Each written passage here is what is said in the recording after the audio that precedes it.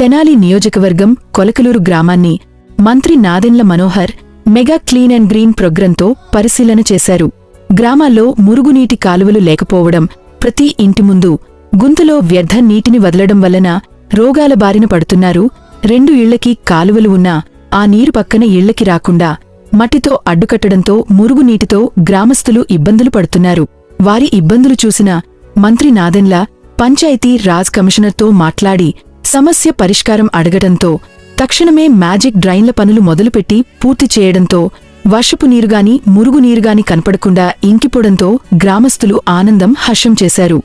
సరికొత్త ఆలోచనలతో సమస్యలు పరిష్కరిస్తున్న కృష్ణ తేజ గారికి మరియు ఉప ముఖ్యమంత్రి పవన్ కళ్యాణ్ గారికి అభినందనలు. ఇప్పుడు పవన్ కళ్యాణ్ గారు వచ్చిన తర్వాత ఆయన పంచాయతీరాజ్ శాఖ అంతే ఆయన సంబంధం చూస్తున్నాడు. బాగుంది. ఆయన వచ్చారు, ఇది చేశారు. ఎమ్మడికాలు అక్కడ మురుగుంట చూశారు, పిల్లలు తెప్పించారు, బాగా చేశారు. అది ఇప్పుడు నీళ్లు పారబోసేస్తారా? ఒకసారి చేయండి. పోయింది అసలు ఏం కనిపించడం కూడా కనిపించదు.